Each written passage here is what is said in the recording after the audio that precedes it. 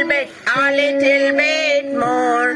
I want to read the Bible a little bit more.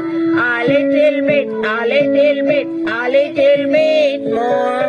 I want to be his friend a little bit more. A little bit, a little bit, a little bit more. I want to be his child little bit more. A little bit, a little bit, a little bit more. करता है बड़ा प्यार करता है नीचे छोटे बच्चों को यीशु प्यार करता है बड़ा प्यार करता है मैं तो छोटी हूँ मैं तो नन्हे मुन्ने हूँ मैं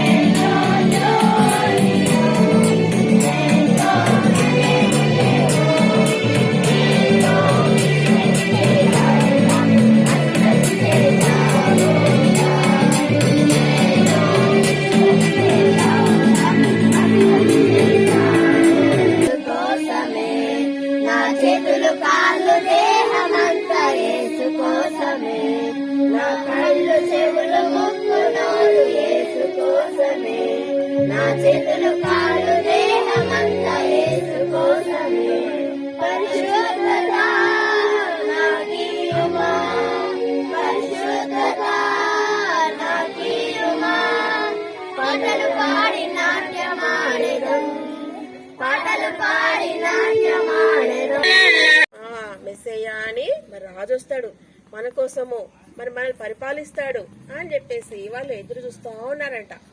చూడండి యేసు ప్రభు మరి దేవుని వాక్యం ఏం చెప్తుందంట, ఆయన శిష్యుగా పుడతాడు. ఆయన ఒక రాజుగా రాలేదంట, ఒక గొప్ప ఇంట్లో పుట్టలేదంట. ఎలా పుట్టినాడంట? శిష్యుగా పుట్టినాడు. ఎలా పుట్టినాడు చెప్పండి?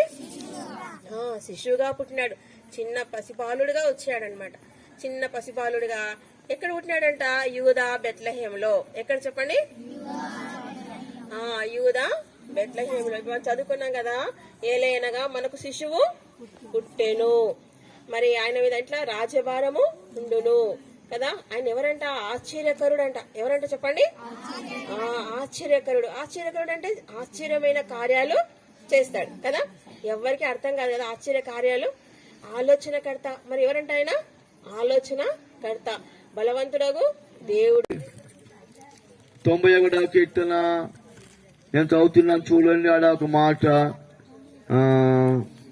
ఎక్కడ నీకు అపాయమేమి రాదు ఏ తెగులు నీ గుడారమును 10 నీకు అపాయమేమి రాదు ఏ తెగులు నీ గుడారమును సమీపించు. ఈ వాక్యం చదువుకుంటున్నామన్నాడు. ఆ దొంగోడు వింటున్నాడు.